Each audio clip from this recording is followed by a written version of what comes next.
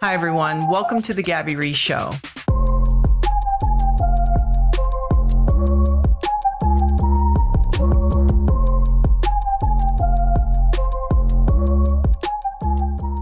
Hi, everyone. Welcome to the show. My guest today is Byron Katie. And Byron Katie, you might know her program. It is called The Work.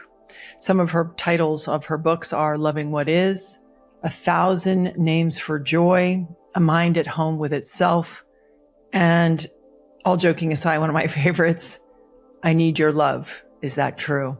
And Katie is a friend of mine. I actually first met Katie through Elijah, a dear friend of our family's, and I was looking for extra help.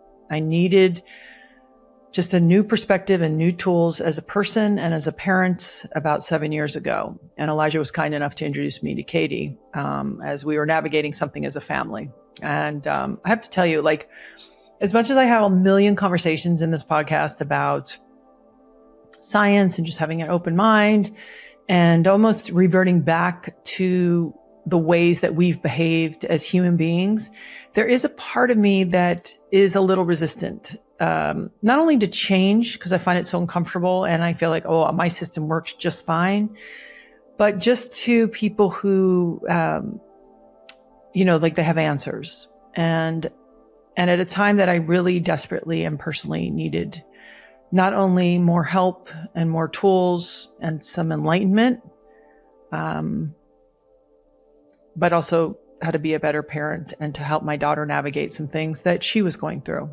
And Katie stepped in. And I have to tell you that the most magical thing for me about Katie, besides her, is that she's not telling me what to do. She's just helping me understand the process of self-inquiry.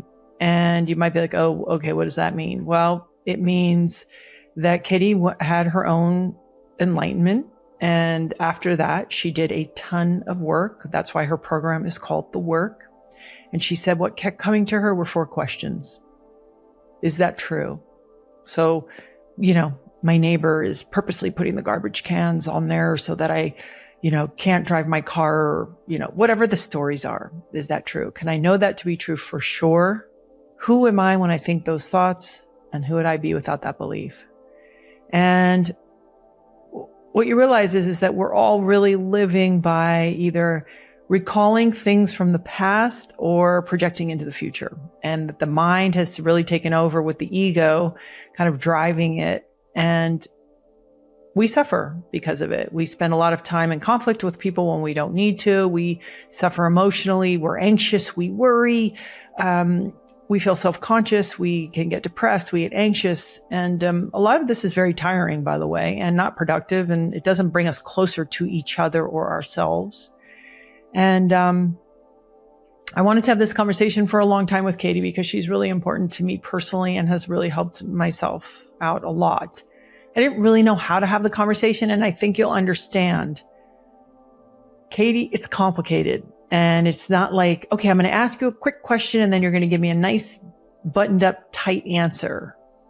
Katie doesn't work like that. Katie is answering honestly, and she's asking you to sit in it. At times, maybe she wouldn't even answer the question that I asked. But nonetheless, I waited a long time, and I just really wanted to expose you guys to Katie, because in a world where everybody has information and they're know-it-alls and they can tell you how to live, I find Katie to be certainly one of the most genuine people in this space.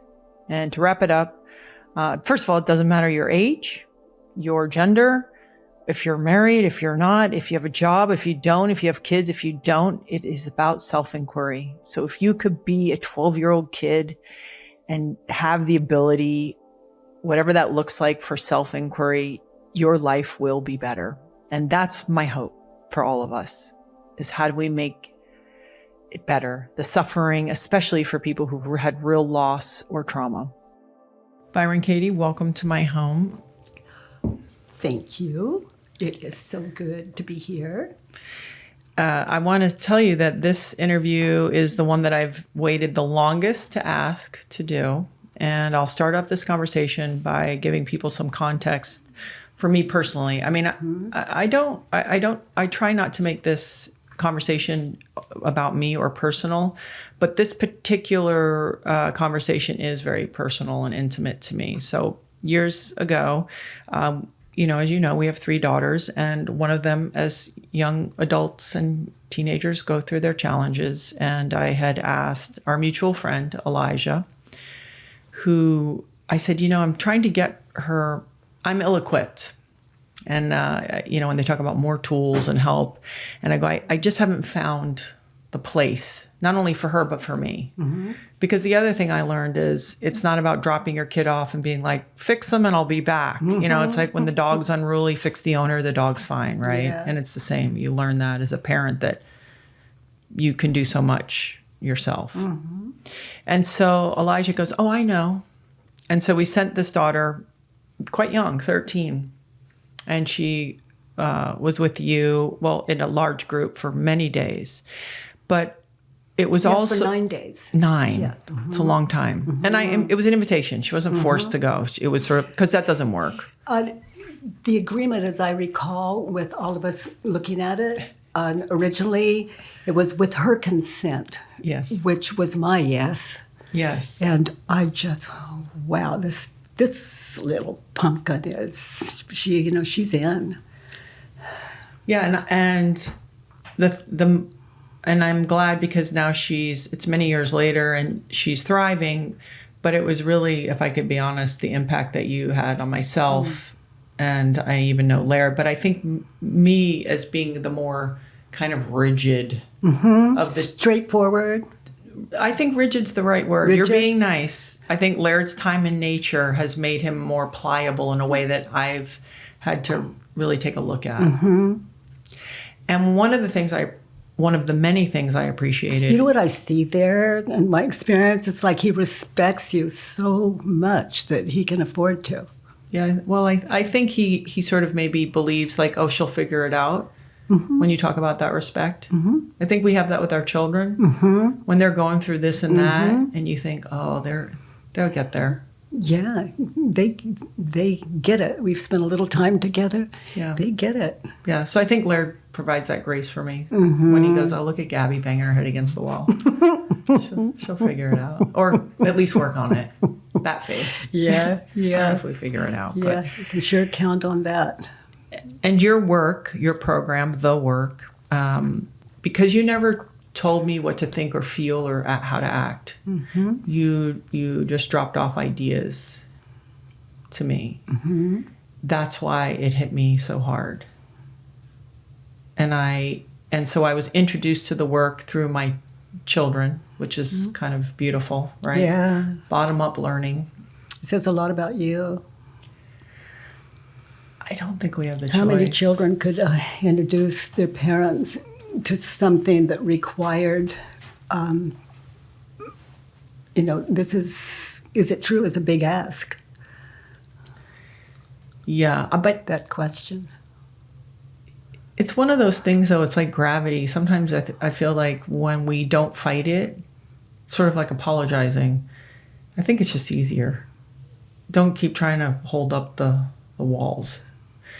So I just wanted to start the conversation by thanking you, and for also setting the table for people to know that I, for so long, have wanted to talk to you, but because you and your work have been so impactful to me, that this is a very personal conversation, and also one that I think is important because you have not only helped so many people, but I believe the work has the opportunity to take people out of suffering. Yeah. And that's a big deal. Yeah. I work with people, and then they are introduced to self-inquiry, and they take it from there. Yeah. And so it eliminates me, and that's as it should be. We all have an understanding within us, and anything that opposes that within us, it feels like stress. And self-inquiry is it's available to all of us. It's already built in. It gives us balance for the for the mind. But the work has a really beautiful directive.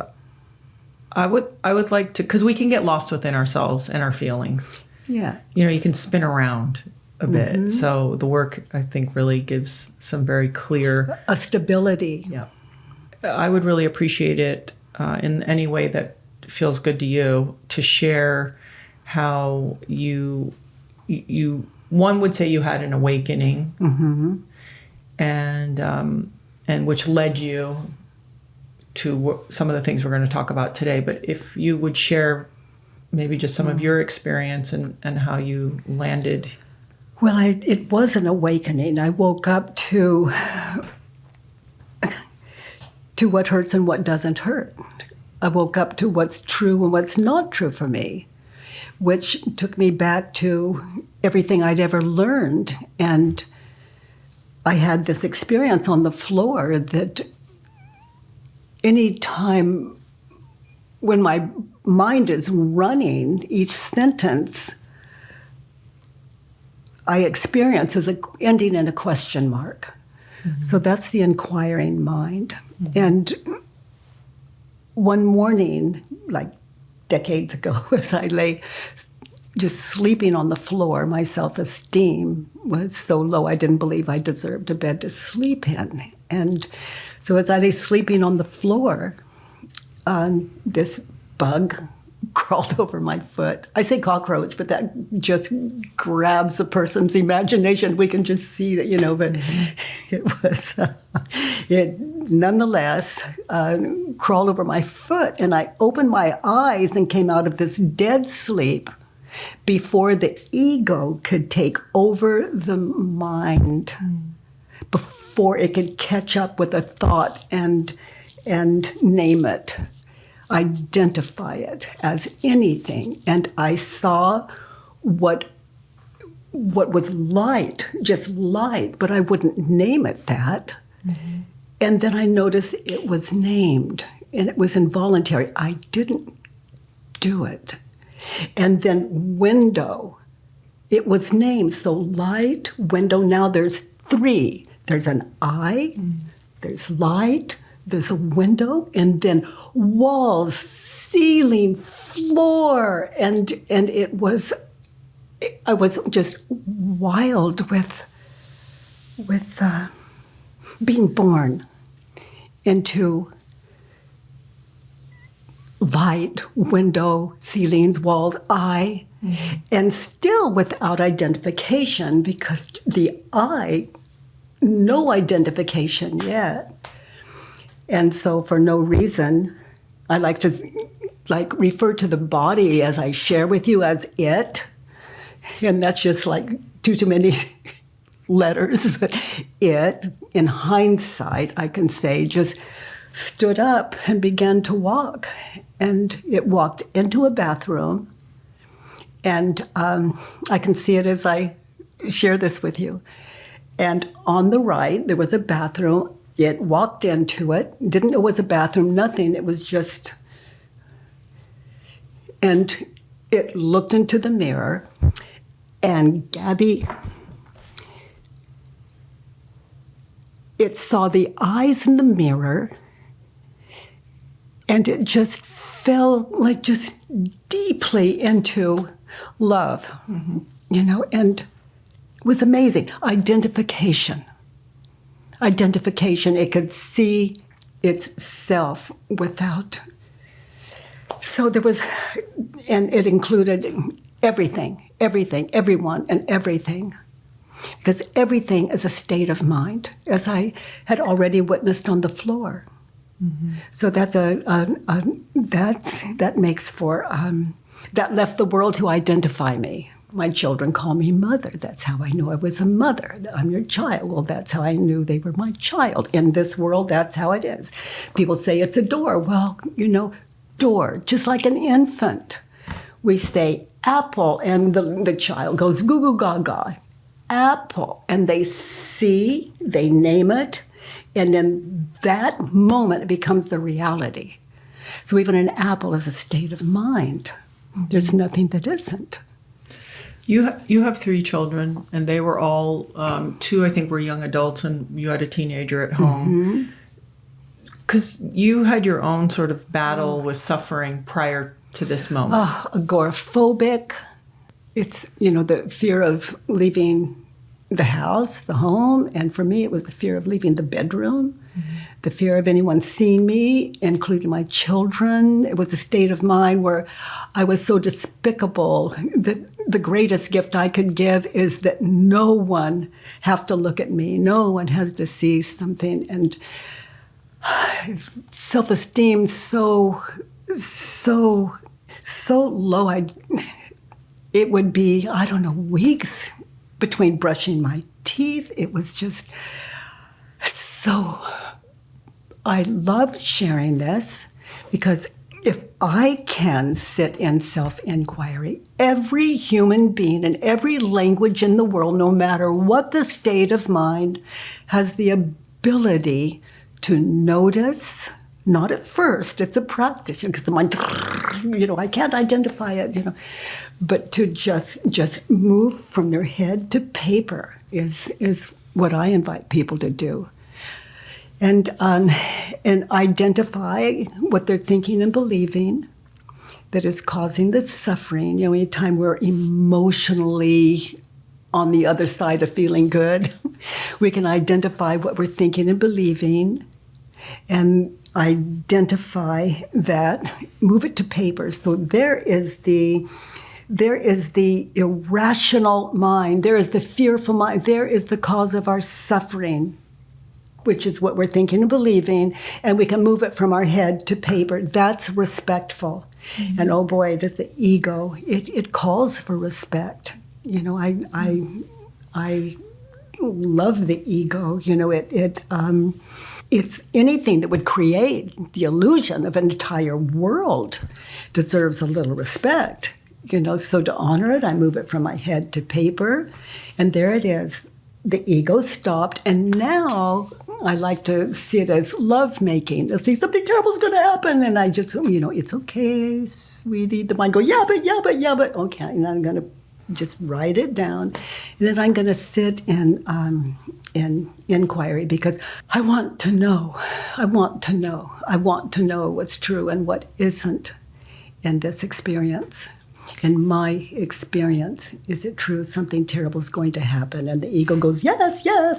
And, I'm saying, okay, honey, let's slow it down. I hear you, and you could be right, and something terrible is going to happen. Can you really know that it's true? And then meditate in that, get still. Those of you listening to this, those of you that are meditators, you've already, you know how to get still. But rather than avoid the mind, identify it, question it. But I really invite people to write it down, because it's stable there, and the ego doesn't say, well, what I really meant was, he can say, oh, okay, I hear you, and let's just work on this first. Mm-hmm. So when you talk about this, and I find myself, when I think about the work and the 4 questions, we sort of have biology, that we're in this vessel, and the brain is a meaning maker, right? It's always like, what's that? Is that a threat? Something coming over the hill? Is that a shadow? Is that a silhouette? Like ego is it's a fearful state of mind. I'm curious if you feel, because sometimes I feel that, because I see it running in my own self and my own personality, and then you wake up at 3 a.m. and you think, oh, that kid's what's going to happen there, and the money, and then all the stuff, and I'll ask myself, is that true? But I'm also reminded that there are biological things that we almost are working against, that we have to have this practice to help us manage or house, what we would call the body. Yeah. And that it's a dance. Yeah. I think when we are not, I don't want to say not hard on ourselves, but when we could see how we could be that way and then go, great, let's go back to work now. It makes it easier than going, oh, why do I do that? What's wrong with me? Why do I do that? Why am I doing that?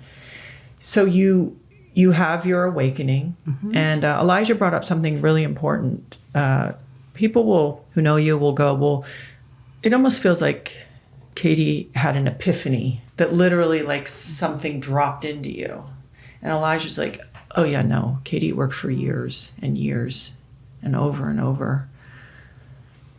Where did the motivation, where did the energy or the directiveness come from? The curiosity to understand, a way of understanding. It's like here's a language for, I've found myself here, to be at home here. That's it. And how to be at home here. At first, there was so much joy. I was just walking out into the streets and agoraphobic, walking outside, didn't know what anything was, and maybe walking up to someone and saying, I'm not very at home here, would you hug me now? And where does that come from? And people don't turn me down. They wouldn't turn anyone down that authentically wanted a hug, because it's experienced as there's no trickery there. Mm-hmm. And one of the stories I love to tell is I'm in a market in the desert, no towns for miles around, and I'm over at the vegetables, and there is this huge, large lady, and her skin, from being in the desert, it looked like a dry lake bed, mm-hmm. with all the cracks and everything, and she was black and huge, and she had this bag.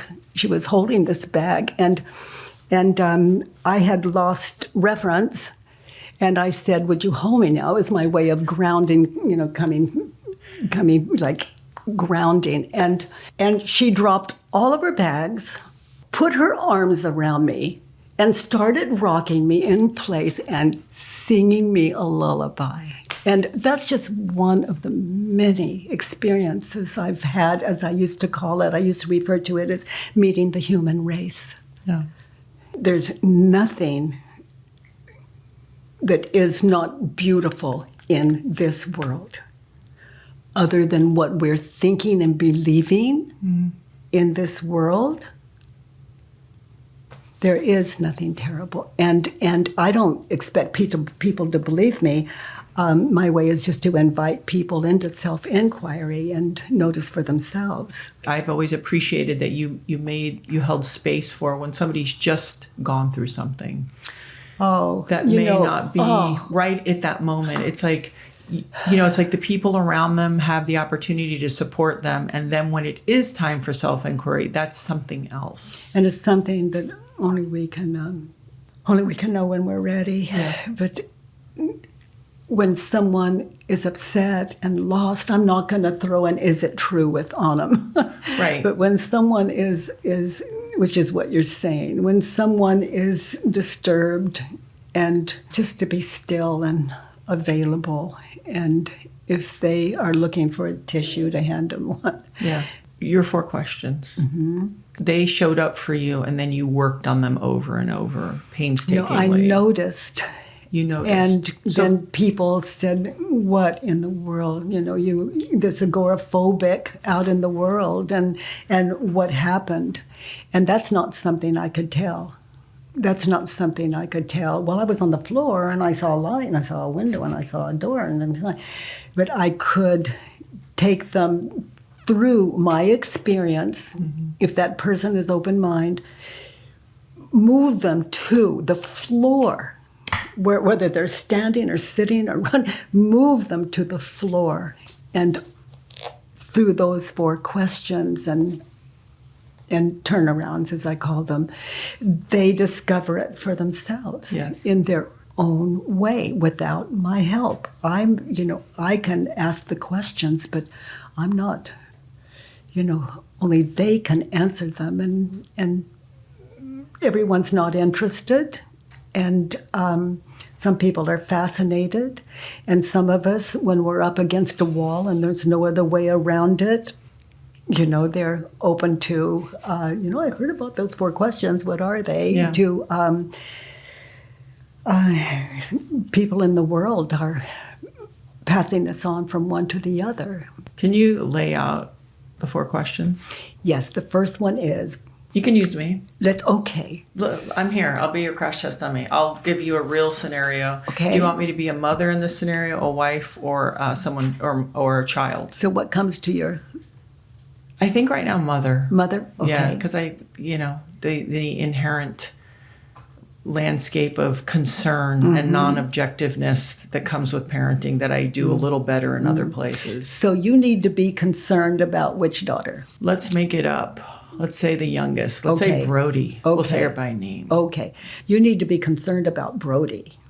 Yes, I'm very Okay. concerned about Brody. So is it true that you need to be concerned about Brody? And it's like people listen to this, the ego wants to jump up because you know enough about the work. It doesn't. You know you know how to be still. But I know you question me, and I'll be a concerned mother. Okay. Do you want me to be Roxanne or another kid or just a mom? Sure. Okay. Roxanne. Okay. So you're worried about Roxanne. You're concerned. Do you need to be concerned about Roxanne? Would you give me? Yeah, I need to be very concerned about Roxanne. Yes. Well, would you be concerned about her overall? If she's taking care of herself, or if No, just in general, I need to worry about her. Is there something specific? Yeah, that you're worried? she's just irresponsible. She's irresponsible. Yeah. Are you worried about the way she's dealing with her own children, or are you? Is it that, or is it? No, she's just irresponsible. Well, is there something specific that shows up for you? That she's irresponsible? No, just overall irresponsible. That girl. So is she are the kids? Okay, so you go school? to she's irresponsible. Is it true? Because Yeah, we're doing this fast thing. Yeah. So she's irresponsible. Is that true? Yes. So it's true that she's irresponsible. Yes. In what ways can you know that? Then how do you react? Do you want me to ask you the ways that she's irresponsible? No, just that. How do you, Katie? How do you react? What happens when you believe the thought? So, Katie, when you think about how irresponsible Roxanne is, how do you react to the situation? So when I'm thinking the thought, Roxanne is irresponsible, how do I react when I believe the thought? I see images of the past where she made decisions that I didn't agree with, that I thought were not helpful. I see situations in the past where she was, and see, I can see all of this in my mind's eye. Mm-hmm. And then I see, it's a meditative process and stillness, and my mind is open to those images of the past. And so that's what I'm speaking out of. What do you call it? Past futuring? Mm-hmm. And my virtual daughter and my and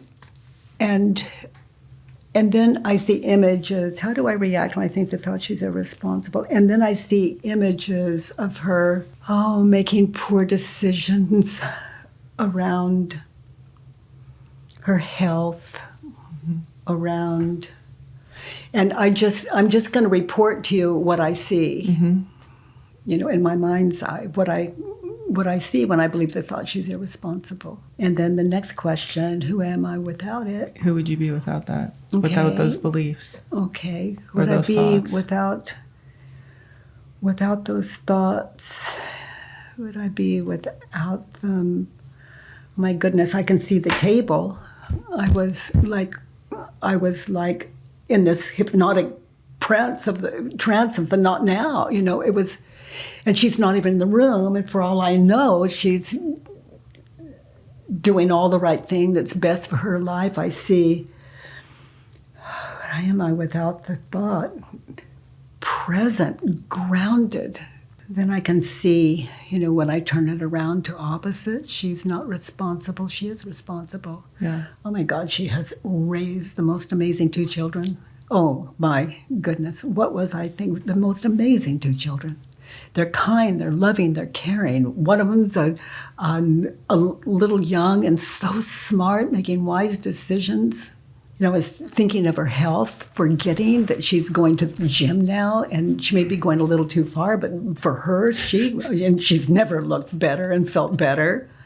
Oh my gosh. Yeah, she's a great wife. Right or wrong, she's really a loyal, supportive partner with her husband. And he adores her. That says something. It's working for him. It seems to be working for both of them. She's responsible. Oh, she calls me and invites me into her life. When I see how I treat her, when I think the thought she's irresponsible, that's some kind of miracle. That she calls. And this is difficult as right, because it's you. Yeah. Well, it's difficult because she's so responsible in her life, and I'm trying to model like she wasn't here, and it's difficult. And I could see you having a little difficulty with it, so I thought I'd take that off of you and sit in it. But I don't think that you can ask me, because I feel like I am in touch with the things that, because I do use the work to kind of unwind when I wind up, because it's almost like an emotional reaction. Okay, so Brody is. I worry about Brody because she does not seem at times empathetic, and is very interested at this time, and I justify it because she's a teenager, with like material things. And so for me, right, I'm putting my thing on it, I feel like it leads to a path of unhappiness. So that's really, if I get down to it, that's what I'm probably worried about. Yeah, I'm worried about Brody because I don't want her to be unhappy. Yeah. What about that? That's it. Okay. So you don't want Brody to be unhappy. Yeah. Is it true? That is true. Yeah, I'm a yes. I mean, yes, that's true. Yes, Looking it's at true. my own, yeah. And notice how you react when you think the thought. Yeah, what was the thought again? That I worry about Brody, that she'll be unhappy. I feel it in my heart a little. Yeah. Okay, so be there in that situation where you're worried about Brody, and notice the images of past and future that you see when you think the thought, I'm worried about Brody. They're really not so bad, if I could be honest. It's some blanket, invisible thing that if I really dig in, there's nothing really that supports it. Not really. There's silly things here and there, but not really. Yeah. Yeah. It feels at times when I feel that way, it's just like some universal reaction. Yeah. But it's not really thought out. Okay. So I'm going to go back before the work found me, okay? Okay. And Roxanne was into alcohol and drugs. As a teenager. As a teenager, years ago. She's in her 50s now, Yeah, she's and doing she's good. so responsible. But she's just 16. I bought her this brand new, amazing car. She would jump in that car looking amazing and maybe not come back until 2 or 3 in the morning. And I would sit on the couch by the door, no matter how late it was, and wait for her to get home. And how do I react when I think the thought, gosh, it was so horrific. Something terrible has happened to her. Yeah. Yeah. So how do I react when I think the thought in that situation, something terrible has happened to her? I saw images of her in that car rolling at night on a road with no traffic near where we were living, and screaming for me and no one could hear her. No one was there. And it's so dark, no moon out, and I'm not there for her. And I'd see those images of past where I'd seen things like that on television series, or I'd seen things like that and read them in the newspaper, and we didn't find her for 24 hours, and it was too late, and all those images of the past in my head. That's ego's work. That's its job. Without that, we wake up to the difference between what is true and what is not. And what's true is I had no proof. So something terrible has happened to her, and my ego would scream, yes. Can I absolutely know that it's true? No. How do I react when I believe the thought? Hell in my head. Mm-hmm. Past, future, and then in the future I see my life without her. And I see me at the funeral, and I see me, people pointing the finger, she was a terrible mother, it's her fault. I see horrendous thing. Now, as we witness those images of past, future, that is the cause of suffering. Mm. Is it my daughter that is causing me the suffering I'm experiencing, or is it the ego at work? So who would I be without the thought? That's the fourth question. Something terrible has happened to Roxanne. Who would I be without that thought? And then to wake up to, I'm here. I haven't heard any news. This is a pattern of hers, showing up, late at night. And then the ensuing arguments, we come, where have you been? When she does walk in the door, would I be without the thought something terrible is happening to her? At peace, still the mother waiting up for my daughter, but in a state of sanity rather than panic. And then as it happened, she came through the door. Every time she'd come through the door, and she'd give me the look. And I had earned that look. It was before the work. I said, where have you been? I'm taking your car from you. And, and you're hurting, you knew I would worry. So, all of that. And she'd give me the look, like I was that old state of mind, and rightfully so. I appear to be in the same body. And I am just so grateful for the sound of her voice. Her words I've earned.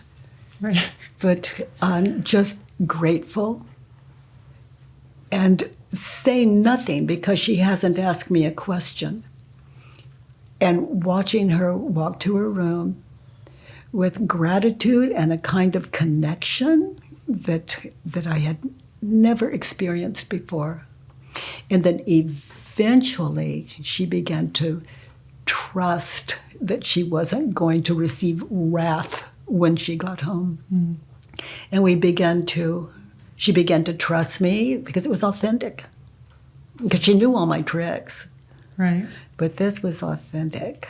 And she began to trust me. And the relationship we've had when the work found me, which we're looking at before the work and after the work, is she had one mother, and now she has another mother. The identities have so switched. And what I love about this is I get to hear this from people all over the world. Yeah. Because they're just sitting in these 4 questions and sitting in themselves. Something terrible has happened to her. Something wonderful has happened to her. And eventually we could talk. She could tell me without fearing reprisal. She could tell me where she'd been, and I got to meet her life. She began to trust that she could share it with me without criticism. Or I began to meet my daughter, and she began to meet another mother. Yeah. When someone is not really investigated the work yet, if people haven't had the opportunity, at times for, let's say, somebody who's a neophyte or just a householder, like it's all new. The thoughts of this is new. It would, because I remember thinking, is it a detachment? But it's not. No, it's the opposite of a con. We're questioning the ego, and the ego wants to be heard. It wants to be heard. It's fighting for identity as object, as physical body. And ego is a state of mind. It can never be physical. So it has to I from the moment we wake up. I am awake. I'm late for work. I need coffee. I don't know what to wear today. I.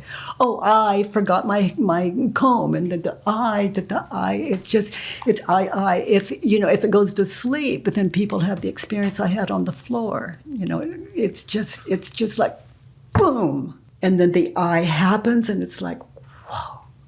There's a thing. Can we leave it for a minute? We can. Okay. There's this thing when you began to talk about health, and we moved physical health, and we moved a bit from it. Just to go back a little. I was so obese when the work found me. And how do I react when I believe the thought, for example, she doesn't care about me, she's in danger in that situation that we looked at earlier. I see those images and I need to medicate. I need to shut them up. I need to stop them. So we go to alcohol, food, drugs, anger, everything that the ego can thrive on to live. And who are we? Who am I in that situation without the thought? Not brainwash myself, but meditate in who am I without the thought? Sitting here without those images in my head, which thoughts, and what we're believing onto the images. Yeah. Without that, you just look around and someone with an open mind discovers a world, like right there on the couch, in our homes, discover a world. It's like we've seen it, but we have never seen it without the ego owning what it is, who we are, what's going to happen, what has happened. Where, if I say the word, apple again, probably everyone on this call just saw an apple in their mind's eye. But that's and if I say imagine a big fat juicy lemon and biting into it, do that right now. Notice what happens. It's a physical reaction, and that is the power of imagination. And without it, no ego. Now, I can see a lemon. As I say it, I see a lemon. It's just that I'm awake to the difference between imaging and reality. Imagine, imaging means imagination and reality, so it leaves me present, and I can say anything, talk about anything, and see the images and understand. For example, I'm sitting in a theater and the ego's calling the shots, and what a great movie. It's just not I. Yeah. Like I see a lemon without the ego's backtracking. Like if you see a lemon, you wouldn't know it's a lemon if you hadn't believed it again. And if you hadn't believed it originally as that child, let's say, in the world, we'll say that child. And then again, oh, Mom, lemon, yeah, yay, lemon, ooh, that's sour, lemon, oh, this one's not ripe, oh, lemon, this. So I cannot see a lemon now without a past. Yeah. It's all there. And otherwise, we wouldn't know what anything is. And so I learned names for things, the courage to speak, talk, and be in this world, and understand that it's impossible to be in this world, the world of suffering.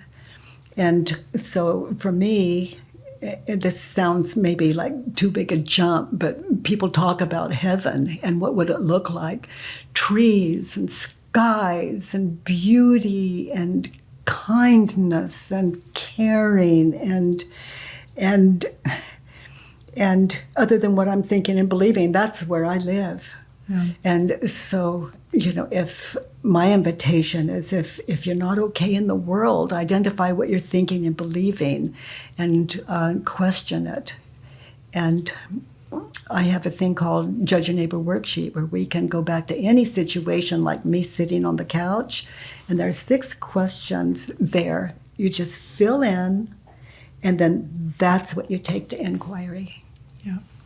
I was amused at old images of you and even Stephen, your wonderful, brilliant husband, and you both have increasingly gotten healthier as you have in our lived 80s. More years. Yeah. I think you're timeless, though. I look in your eyeballs and, you're 6, you're 60, you're 14, I don't know. You have to say and this is going to leave your interest, but I'm going to say it anyway. I don't care.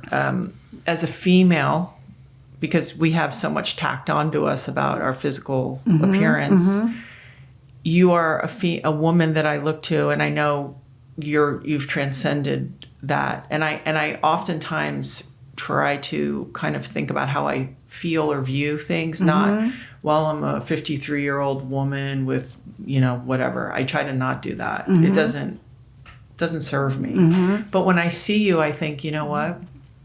That makes me a lot less afraid. Yeah. I want you to know that. Yeah. Like as a woman, because for me, you're not moving through the world like, do I look pretty to you? Yeah. Your eyes are shiny. You're engaged. You're interesting. I went sea bobbing with you last year at 80 years old. You're doing stuff. I get videos of you on a sand rail cart, hauling ass on the dunes. And I love that image of me on the jet ski with Laird. Oh my gosh, that was just so fun. He was mad they had a governor on that. They put a governor on it. And he goes, if he can figure it out how to get it off. The captain said that, then he would. He goes, I don't think he can. But it's not somebody who's fighting anything. That's what it is, Katie. It's not like, oh, wow, you're amazing, you're healthy. You just are. Well, I respect the way people see me too. Too old, not this, and too much that. I respect the way they see me. How could they not? How could they not? It's how do I see people? That's my business. Yeah. Well, and you say, I could be paraphrasing, what people think of me is really none of my business. Well, how can it be? They. How could, if I believed about me what they believe about me, I'd see me the same way. So, how do I see me? I don't bother. I just do. It's not to say I don't bother is not the phrase I'm looking for, but I do the middle thing, not too high, not too low, right in the center. Not what? Or just right in the center. And the listening, just in the center, not putting something on it and not demeaning or thinking. It's just, for example, when you talk and your questions, it fascinates me. And then what responds, we both get to hear together because I don't have to plan it. It's nothing, there's no one to be other than authentic, for better or for worse. Do you ever get your feelings hurt?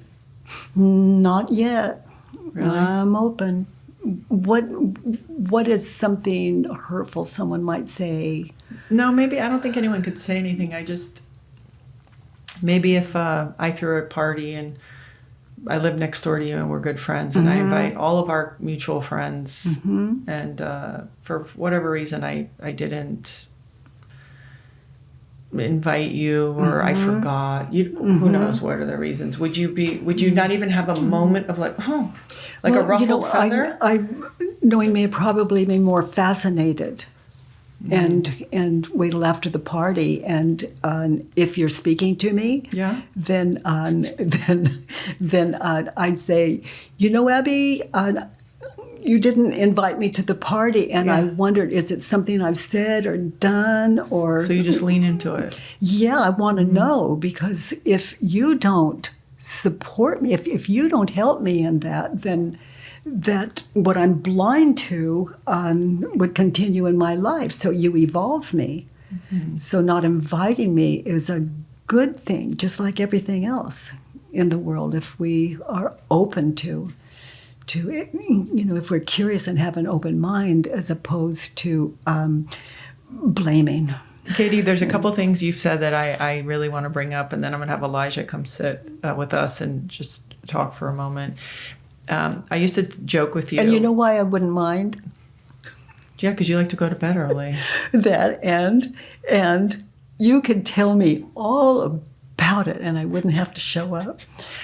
See, we joke about that with charity events. My friends used to say, "Can't we just send the check?" So that's how I feel. I have no FOMO at all. Yeah. I have the fear of not doing anything. Like Yeah. I'm fine with it. But there's people who they really get their feelings hurt if they somehow well, feel. sure, they're believing their thoughts. Yes. And I'm not enough. There's something wrong with me. It's not fair. There's something wrong with them. They're unkind. They did it on purpose. They just wanted to hurt me. They thought I wouldn't find out about it.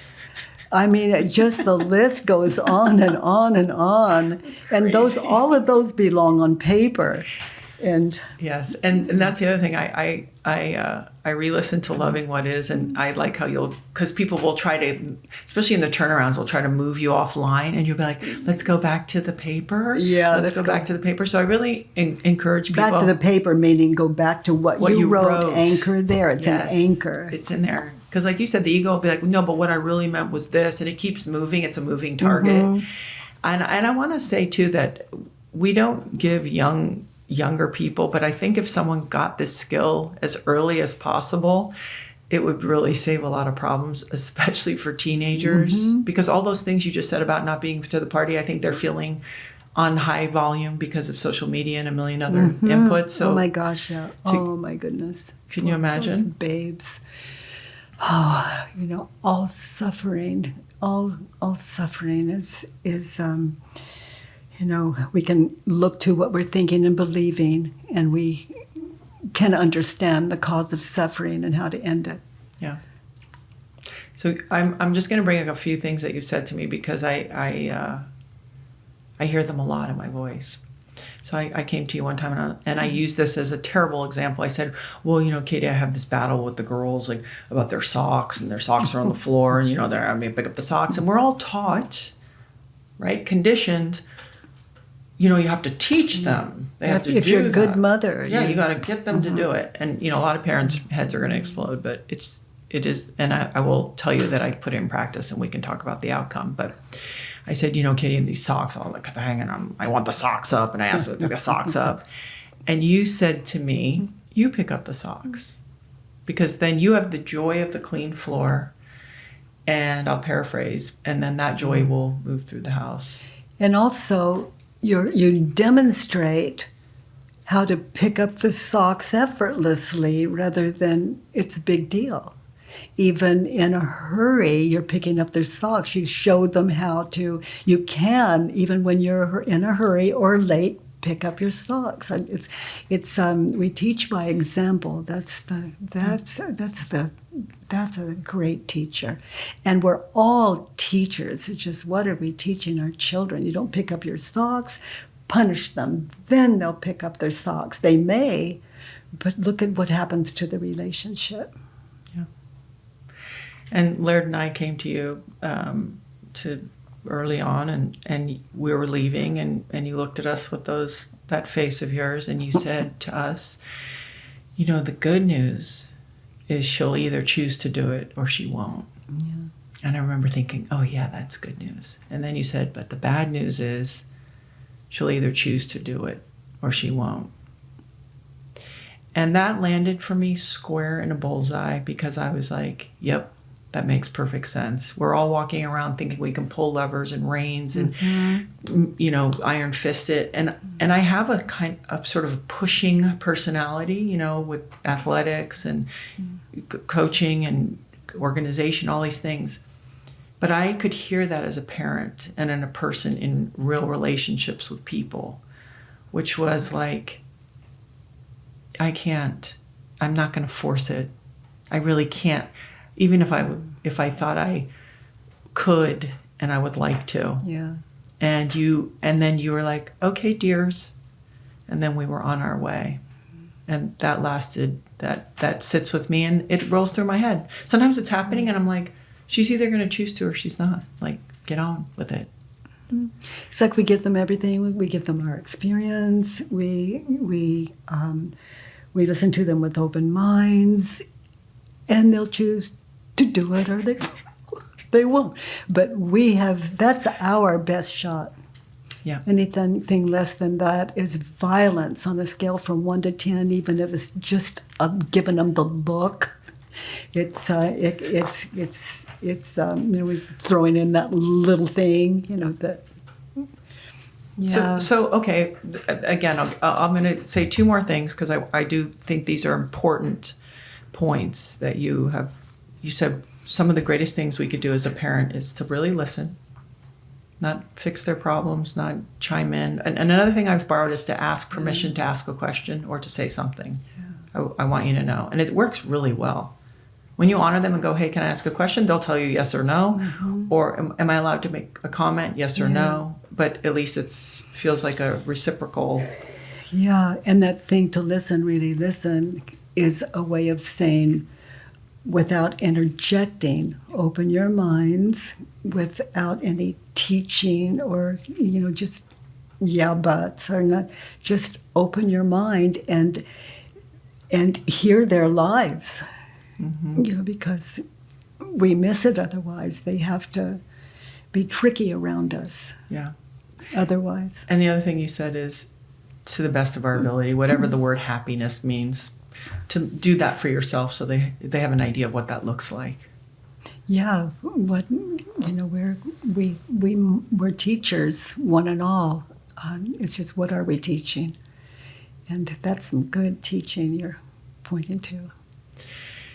And then I'm just curious, let's use your grandchildren because they're young enough now. Let's say you have a grandchild come over and they're just wild and super disrespectful and just like hell on wheels and all over the place. Are you laying down a law? Are you like, wow, this is amazing? No. Do you make a request? Like, how do you, or if I can speak to having a teenage daughter. Sometimes they say some stuff that you think, wow, I think I feel really disrespected. Not quite sure here, but we can always ask them. Do you say, that makes me feel a certain way? How do you confront things? Because like the party, you say, hey, you call and I'm really curious, have I done something?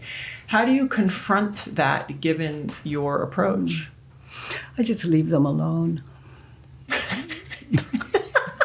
My grandchildren, I just leave them alone. It's different. Oh my gosh, they teach me video games. They teach, I just love it so much, and I get to see their interests. I get to see how they live when I'm not there because they don't expect me to be judgmental. Yeah. As far as I can see. So they tell you.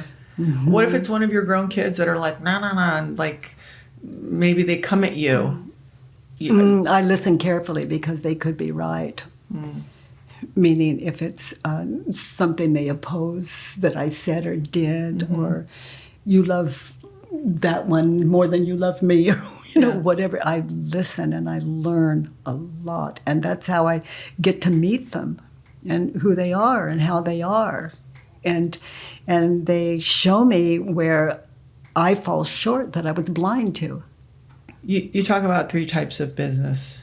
Mm-hmm. Mine, right? Yours, and God's, the universe, whatever term people relate to as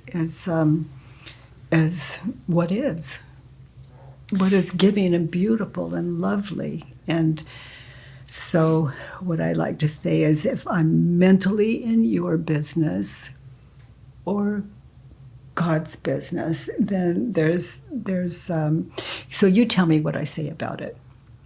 Well, no, why I bring it up is there's no one here for me. I can't remember how I say it. No, the thing I appreciate about sort of, because people be like, well, the storm came, and it's like, well, that's God's business. That's nature, Nature's God's business. Yeah. Most everything else is someone else's business. Yeah. I'm only can worry about this. But the is with a capital I, maybe. Yeah. The is business. The what is. But it made me think about this particular time, and I know Stephen keeps you abreast on current events. We're in a time of 2 wars, and there is a lot of suffering going on. And I think about for people who are dealing with the state of the world. And these are terrifying times for so many people. Yeah. But then without the war, these are terrifying times for so many people. Yeah. It's just that, these are major events, and there's a lot of fear running. And as we would say in the world, and rightfully so, it's looking very, very wild. Yeah, it is. And as let's say parents are listening and in respecting, okay, my business, God's business, and your business, and that even means with our children to some level, but maybe is there a line though, or where is that with kids when they're dealing also with this world? Yeah. How do we guide them or help them? Or I was just wondering your point of view, because you do have such a unique perspective. To be as self-aware as we possibly can, and if we can't do that, we all know how to love our children. And when we snap them at them or don't understand, that's just fear on our end. So to just get in touch with what you're thinking and believing about your child and what they're saying, and question it, and then make another attempt. And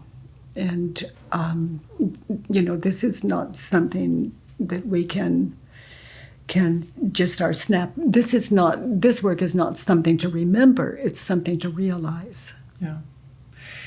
And if they come to us as parents or grandparents about this world, because again, it's I'm in charge of. So you be someone like that, and I'll be me. Well, just in other words, someone that. Well, I'm concerned. We have all of this violence, and people are at each other's throats, and there's sort of this not only physical wars, but then even within our own tribes where people have such passionate convictions. So I think teenagers might be feeling it, young adults who are just now getting out on their own. I guess what I'm trying to understand, I think the violence part too is sort of so difficult to get your head around.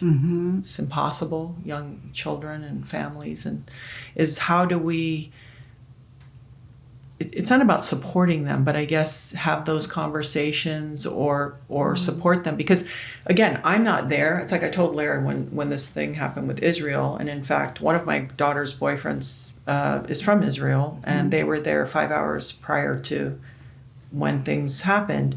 I said to Larry, I'm not there. I feel it. I'm not there. My responsibility then is to be the best version of myself then. I need to be more loving and more positive, because I don't know what else I could do, realistically. It doesn't mean you don't feel and have empathy, but also to sort of pretend that it's happening to you seems also not genuine.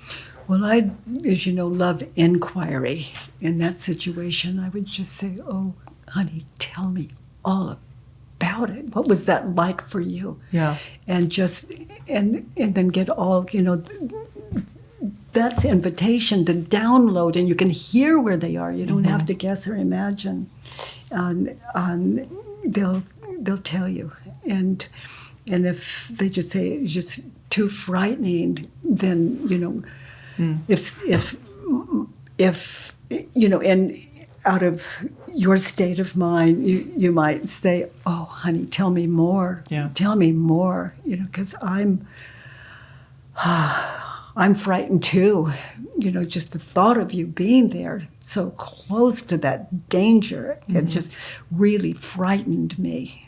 And I really love and care about you, and I'm so glad you're home.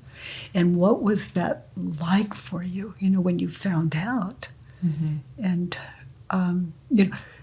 it's, you see, there's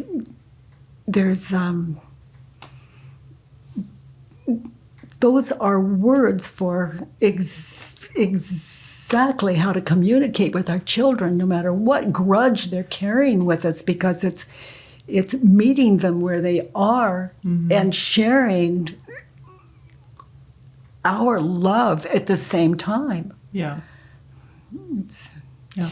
And when I found the work, it took Roxanne a long time to trust that I was not trying to trick her. Yeah. Yeah. Yeah. And I want to reemphasize. Coming up with another parenting trick. I know, right? I wish I could manipulate. I just have I took that off the table. Yeah. We've got to play by the rules. But I do want to reemphasize, though, that you did a lot of work. Lots. Yeah. Years. Yeah. And continuing to. Yes. It doesn't end. Yeah. It's just, it's my bliss. It's a world I can trust. It's a world where, I call it first generation world. It's a world I can trust. It's like table, you, me, air, it's walls and ceilings. I'm not imagining the not here past and the not here future. I'm present, and this is, if a bomb goes off, other than or if someone says they're gonna drop a bomb in 10 minutes, okay, other than what I'm thinking and believing, where is the problem now? Right. Okay, who am I without the thought? It's gonna hit. It's gonna blow me up. It's gonna da. What am I gonna do? And without all of that, who would I be without the thought something terrible is going to happen? A bomb's going off. I'm present and fearless. As we're talking about it, I think of Laird and Lige, during the fires here, and boy, they were just having an amazing old time, just pushing it way beyond doing the right thing.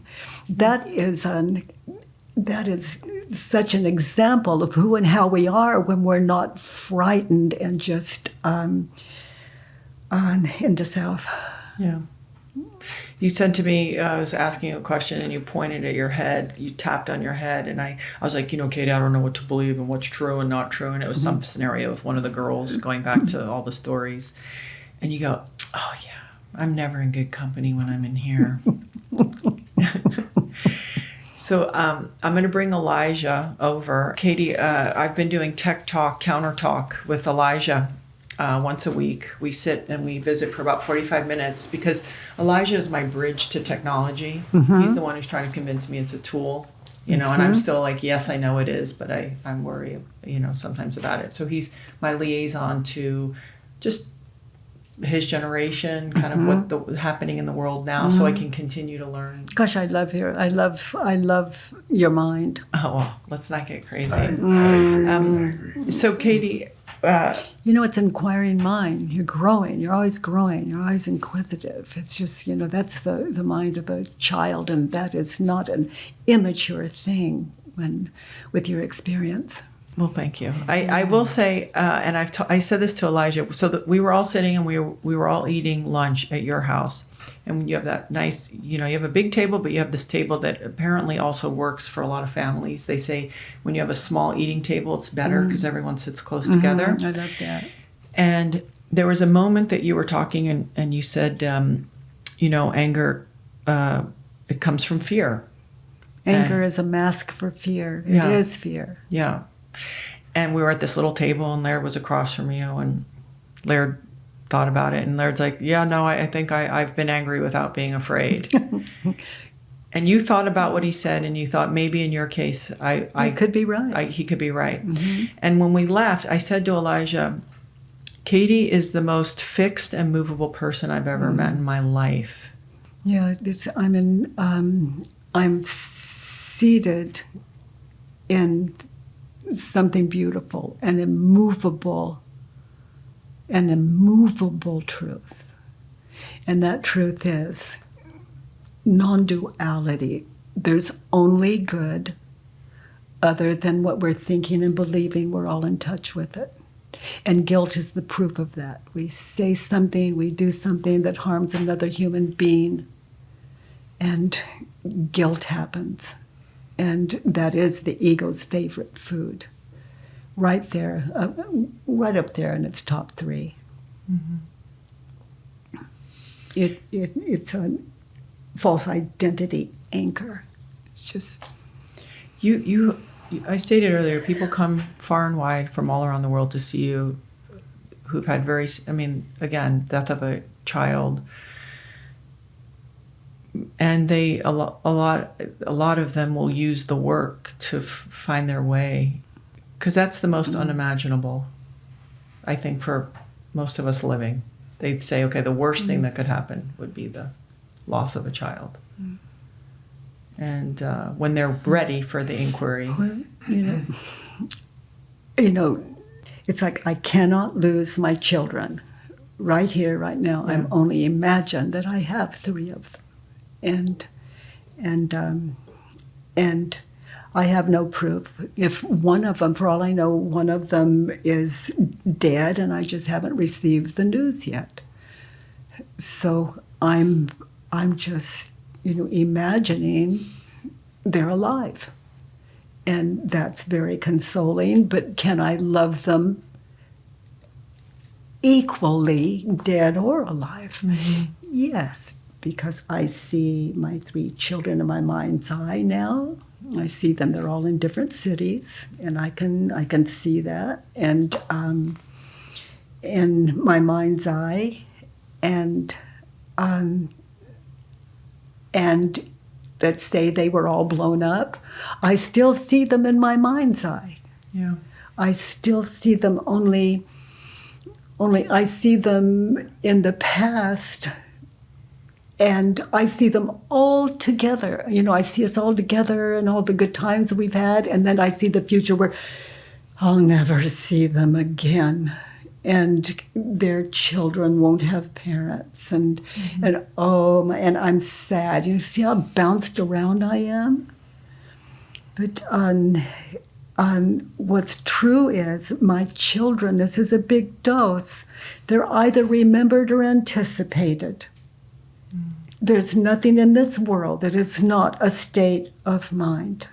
Yeah. Even if I touch something, I would have no idea. Like an infant, I'd have no idea that I was touching without a a remembering or anticipation, and that is a state of mind, because that is not singular.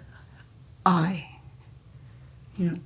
And this earth school is a privilege, and we catch up with it or we don't. If we do, there's some freedom. If we don't, this is a world of suffering by reputation. And we can do better. We can do better, because when we do better, we do better. The clearer our state of mind, the kinder, the saner, and the wiser we are, because fear is a state of ignorance. Yeah. The The unenlightened mind, and there's no mind that isn't enlightened, but the ego's taken up all the space. And something that powerful, it's worthwhile to sit down with it and challenge it in a respectful way. Just mindfully. You told me a story once where you were, I believe, in Barstow. It was in this world. In this world, yeah. I believe you were in Barstow, and there was a group of... Oh, I'd like to go back. Yeah. In this world as I imagine it to be. Yeah. Yeah. I mean, see, there's so many layers of this. I mean, Yeah. that goes so deep, because like even with what you just said, there's so much in that with this world as I imagine it to be, because it's like taking that, and even what you were saying to Gabby earlier about like, oh, were you conscious of where you put your hands? So are you being moved? And then if you follow that, it's like, were you being thought? Because the ego goes, I Yeah. am going to pick up this glass. You know, who would I be without my story? Witnessing something so marvelous and fascinating that it just continues to blow. I mean, what does that? What does that? What does that mean? What This is that? motion, Yeah. what does that? Yeah. And to respect it, you know, it's... I think for me, and I can't always live it, but when I can really follow that, it's checkmate. And that's it. Because if I'm being moved and I'm being thought, then there's no I. There can't be. And I can't always live that, but when I can there's really... there's something without judgment, witnessing itself. There's no word to describe that does it justice. Even to name it is to lose it. You need 20 years to work that one out? But understanding that is to mention it without losing it. Yeah. I watch Katie get these scenarios. People will give like, oh, my husband, my wife, my kid, you know, the million things. And I say, Katie, when people are talking to you, giving you the scenario, I know you've heard them hundreds of times. And it looks like you're hearing it for the first time. And she's like, oh, I am. Yeah. But I can still say I heard it. It's just how we communicate here. You're in me, and I'm not saying anything like new or anything that I'm not saying anything that everyone isn't aware of. Even though, you know, as I talk, their egos are challenging it in their own way, and rightfully so. Mm-hmm. Yeah. I've heard you say a lot of things that I don't think people are aware of, or at least in that moment. Mm-hmm. Like, I remember one of the times some lady had a very big concern about the lions at the zoo were starving. And you just said, oh, if I ever believed that, I would just hop in the cage and let the lions eat me. Yeah. I don't think that had occurred to anybody else in the room when you said that. Yeah. It's like, are you bothered, really? You care, really? How much do you care? You know, and it's and that could just sound so crazy to someone, but the answer is no, not enough to go to the caretakers. You know, obviously not enough to feed them myself, me, you know, this body, but to go to their caretakers, to go to, you know, if need be, authority. I mean, those are bad examples, but the powers that have, like, starting at the bottom with just maybe, you know, they have a new caretaker, and maybe, I mean, you don't know. But if I care, then that is, it's easy to say, but do I? Really? How do I react when I believe the thought, I care? I walk away, I feel guilty. It's, you know, not my job. It's not, but you know, a life of how can I help is and we can walk away. It's okay. You know, we can walk away, but what's going on internally? And who knows? Maybe we're out of a job and we'd be great lion keepers. I mean, you never know when you start checking things out. You know, how can I serve? How that's going to show up. It's a whole world. It's a whole world just waiting to be discovered. This, you know, when you have no life, you're just left with how can I help? There's no I, no self, and it's and in this world, I had to learn, just like everyone, to speak and to talk without distancing, giving people cause to distance themselves from me. because it's not user-friendly. One of the things I heard you talking with Gabby earlier about is the motivation to do the work itself. And you said something, and I'm paraphrasing, I don't remember exactly how you said it, but it was to avoid something.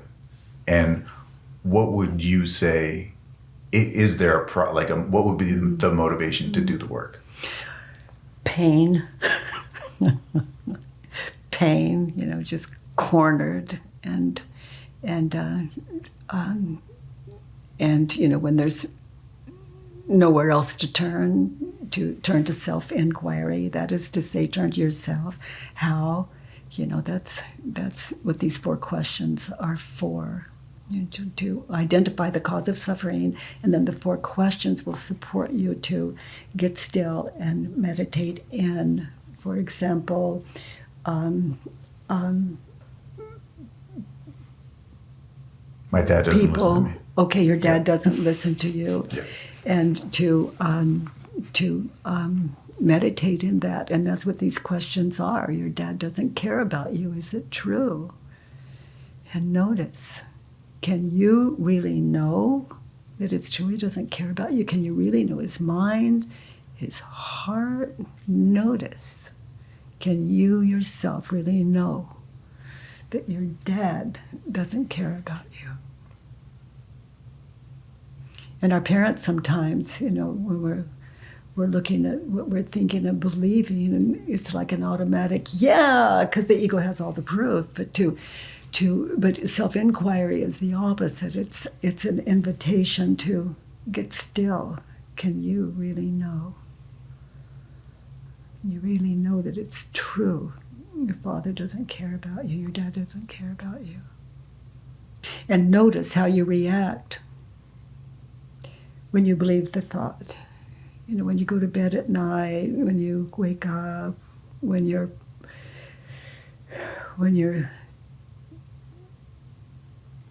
living your life, notice how you react when you think the thought, my dad doesn't care about me.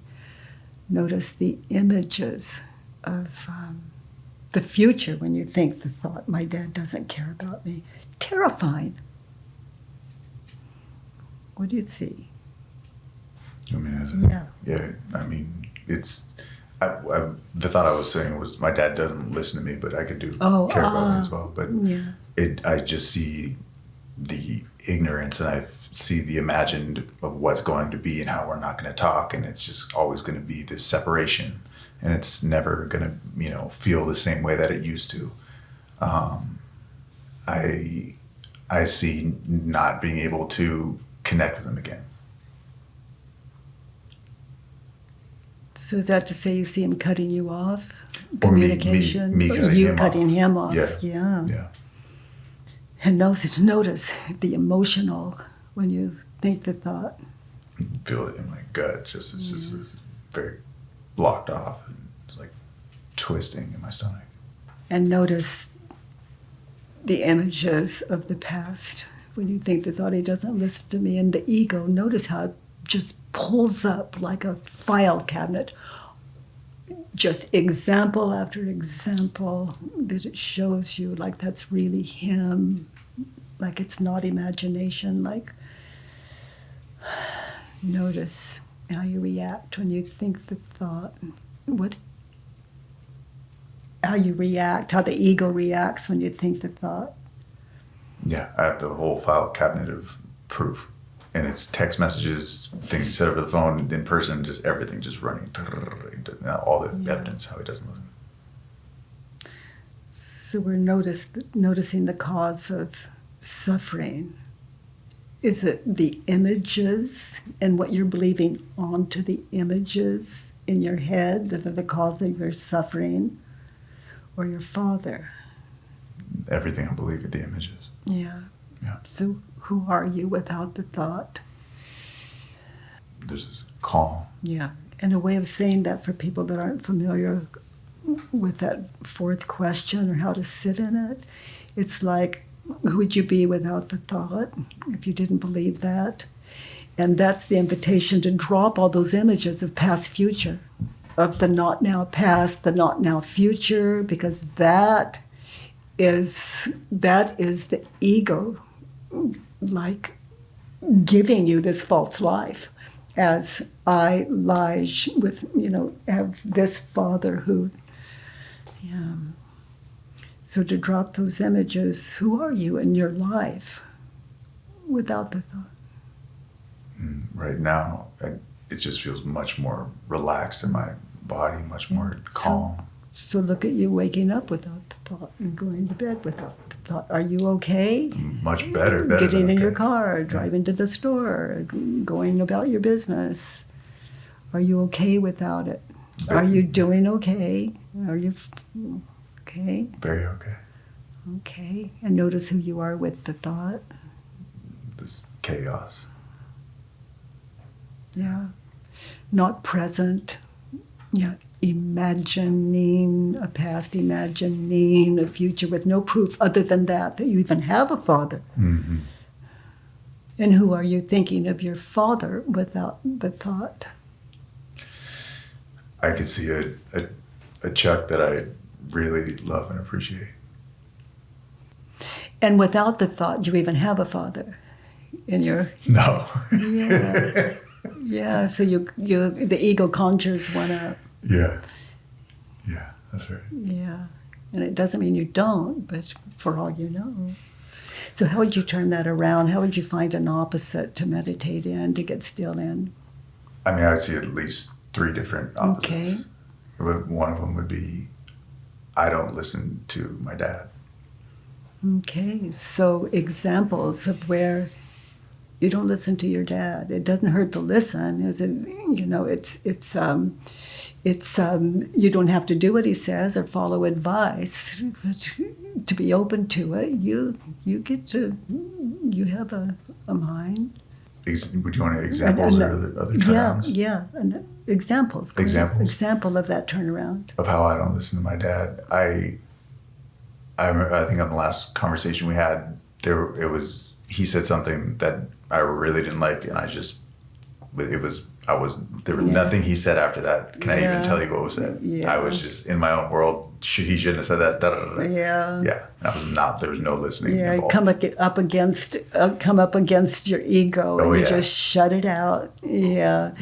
Okay, so now just take a moment and listen. It's like you heard what you didn't hear. No matter what the ego says, it was going on. You heard what he was saying, unless you stopped him. I think I did stop him. Yeah. Yeah. I understand why you didn't hear it. Yeah. Well, no, I think he did start to say something, and I do remember what he was about. And you're right. Yeah. I can recall it, even though I had mentally shut it down, like I'm not listening. But I can recall what he was starting to say. Yeah. So another turnaround? Another opposite? My dad does listen to me. Okay, an example in that situation that you just described? What he said that triggered me was based on what I had told him. Yeah, so he heard you So well. he was listening. He listened. He's good listener, that guy. He listened. No, just curious to find the place where you weren't surprised. I mean, considering what you were saying, were you just shocked? Yeah, I think I wanted to be surprised, but I wasn't really. Yeah. Yeah, the ego is just so surprised. That leaves you not responsible for saying what you knew before you said, there could be a penalty. Well, and also I'm righteous. If I'm justified. Yeah, exactly. You get to be the winner. Exactly. Yeah. The victim. And Yeah. Can you see another turnaround? Oh, yeah. And I love we can sit in these, just even one turnaround. And my invitation to everyone is don't jump to the turnarounds, because meditating in the 4 questions first bring to light things that you knew, but you didn't know that you knew. So it's educating you before you get to these turnarounds. Turnarounds will flip on you. They'll come back and kick you. It's just not that, the work is like, judge your father, write it down, ask 4 questions and turn it around, just the way Elijah's demonstrated to us today. You see another turnaround? I do, and I just want to reiterate something, because after almost 20 years of doing this with you, like you just said about not skipping to the turnarounds, and what you say about writing it down. Well, not skipping the 4 questions. Not skipping the 4 questions, not skipping to the turnaround. And also writing it down. There are things that I've spent years not doing, and I can just say that does not work. Yeah, you can attest to. I can attest to not skipping the 4 questions and actually taking the time to write it down. Yeah, because if we don't write it down, and then the ego will just manipulate all of it. So we bring our minds into the world on paper, and there it is, undeniably. Those are my thoughts, and they don't change. The ink doesn't change, and it's we just trust what we write, and you see another turnaround. Yeah, another turnaround I'd see is, I don't listen to me. That's powerful. Kind of pointed to that when you knew. You had a pretty good idea what his reaction would be. Yeah. Yeah. And also, I wanted to win, like you said. Yeah. I was much more interested in, I'm going to be right and righteous. And I'm justified. And it wasn't listening. Yeah. So the ego's got you, and it's got you in its grasp. It's like non-duality is a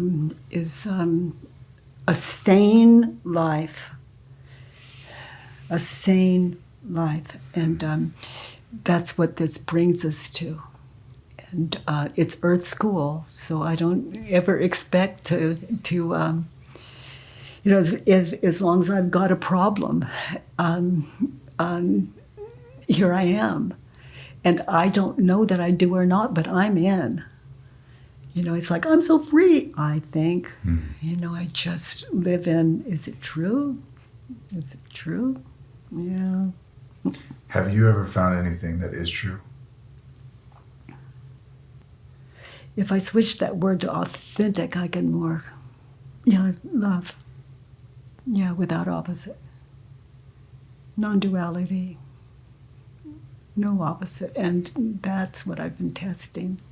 Everyone I work with is enlightening me. It's not the other way around. I consider myself the only unenlightened person in this world, and depend on this world to show me. And it does. Byron Katie, the program is the work, and some of Katie's books are Loving What Is, A Mind at Home with Itself, 1,000 Words for Joy. 1,000 Names. 1,000 Names. And this one I love. I Need Your Love. Is That True? Yeah. And of course, there's more books, but I just wanted to name a few. As I hear that title, it's like, I need your love. Is it true? No, because I've already got it. We don't have to be aware of it. It's just how it is. That's right. And if people want to dive deeper, they can go to thework.com. Yeah. Okay. Or byronkatie.com. Okay. Yeah. Thank you for listening to this week's episode. If you want to learn more, there is a ton of valuable information on my website. All you have to do is go to GabrielleReece.com or head to the episode show notes to find a full breakdown with helpful links to studies, research, books, podcasts, and so much more. If you have any questions, please feel free to reach out and send them to @GabbyReece on Instagram. And if you feel inspired, please subscribe. I'll see you next week.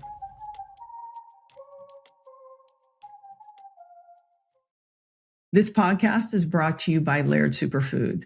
In 2015, Laird Superfood was created, but it was really actually created in my kitchen by my husband, Laird.